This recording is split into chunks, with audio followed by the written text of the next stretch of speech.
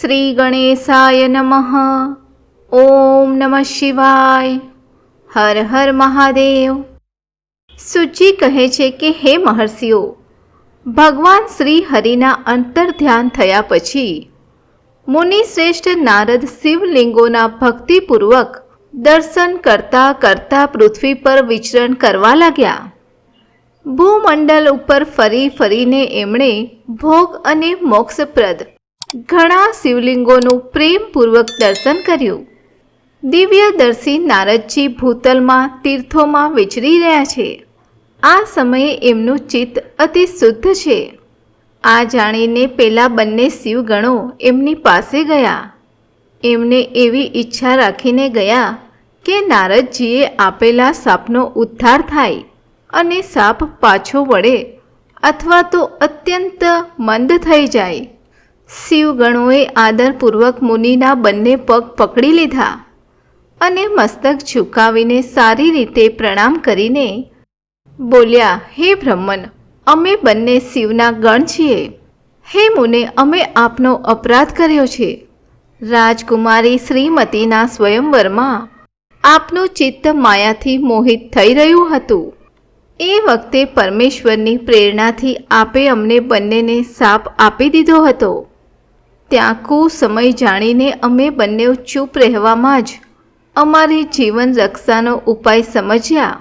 આમાં કોઈનો દોષ નથી. અમને અમારા કર્મોનું ફળ પ્રાપ્ત થયું છે. હે પ્રભો, હવે આપ પ્રસન્ન થાઓ અને અમારા પર અનુગ્રહ કરો. નારદજી બોલ્યા, તમે બંને મહાદેવજીના ગણ છો અને સત્પુરુષો માટે પરમ સન્માનનીય છો.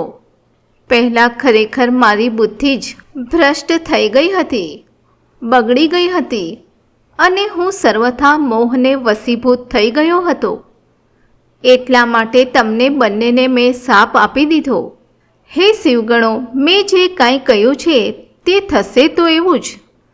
તેમ છતાં હું તમારા માટે શાપોદ્ધારની વાત બતાવી રહ્યો છું. તમે આજે મારા અપરાધની પણ ક્ષમા આપો. મુનિવર વિશ્રવાના વીર્યથી જન્મ ધારણ કરીને તમે સંપૂર્ણ દિશાઓમાં પ્રસિદ્ધ કુંભકર્ણ અને રાવણ આ નામ ધારણ કરીને રાક્ષસ રાજનું પદ પ્રાપ્ત કરશો અને બળવાન વૈભવથી યુક્ત અને પરમ પ્રતાપી થશો. સમસ્ત બ્રહ્માંડના રાજા થઈને શિવ ભક્ત અને જીતેન્દ્રિય થશો અને શિવના જ બીજા સ્વરૂપ શ્રી વિષ્ણુદેવને હાથે મૃત્યુ પામીને પુનઃ પોતાના પદ પર પ્રતિષ્ઠિત થઈ જશો. સુચિ કહે છે કે હે મહર્ષિઓ, મહાત્મા નારદ મુનિની આ વાત સાંભળીને બંને શિવગણ પ્રસન્ન થઈને આનંદ સહિત પોતાના સ્થાને જતા રહ્યા. શ્રી નારદજી પણ અત્યંત આનંદિત થઈને અનન્ય ભાવથી ભગવાન શિવનું ધ્યાન તથા શિવ તીર્થોનું દર્શન કરતા કરતા વારંવાર ભૂમંડળમાં વિચરણ કરવા લાગ્યા. તે સર્વની ઉપર બિરાજમાન શિવપ્રિયા કાશીપુરીમાં ગયા, જે શિવ સ્વરૂપિણી અને શિવને સુખ આપનારી છે. કાશીપુરીનું દર્શન કરીને નારદજી કૃતાર્થ થઈ ગયા. એમણે ભગવાન કાશીનાથના દર્શન કર્યા અને પરમ પ્રેમ અને પરમાનંદથી યુક્ત થઈને એમની પૂજા કરી. કાશીમાં રહીને મુનિશ્રેષ્ઠ કૃતાર્થતાનો અનુભવ કરવા લાગ્યા. પ્રેમથી વિવળ થઈને શિવને નમન, તેમનું વર્ણન અને સ્મરણ કરતાં કરતાં બ્રહ્મલોકમાં ગયા.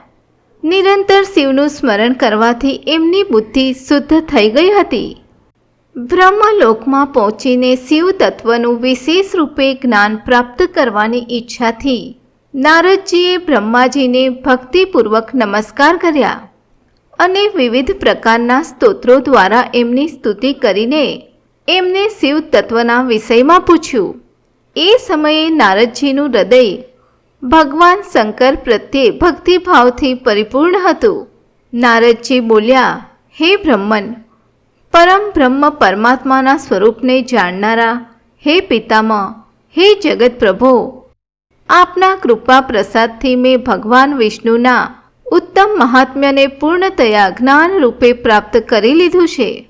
ભક્તિ માર્ગ, જ્ઞાન માર્ગ, અત્યંત દુસ્તર તપોમાર્ગ, દાન માર્ગ અને તીર્થ માર્ગનું વર્ણન સાંભળ્યું છે, પરંતુ શિવ તત્વનું જ્ઞાન મને હજુ સુધી થયું નથી. હું ભગવાન શંકરની પૂજા વિધિ પણ નથી જાણતો. એટલે હે પ્રભુ, તમે આ વિષયોને તથા ભગવાન શિવના વિવિધ ચરિત્રો તથા એમનું સ્વરૂપ તત્વ, પ્રાગટ્ય, વિવાહ, ગ્રહસ્થાશ્રમ ધર્મ એ સર્વ મને બતાવો. હે પિતામહ, આ સર્વ વાતો તથા બીજી પણ જે આવશ્યક વાતો હોય તેનું આપ મને વર્ણન કરો. હે પ્રજાનાથ, શિવ અને શિવાનો આવિર્ભાવ અને વિવાહ પ્રસંગ વિશેષ રૂપે કહો, તથા કાર્તિકેયના જન્મની કથા પણ મને સંભળાવો. ઓમ શંકરાય નમઃ. ઓમ શૂલપાણ્યે નમઃ. ઓમ ખટ્વાંગિને નમઃ.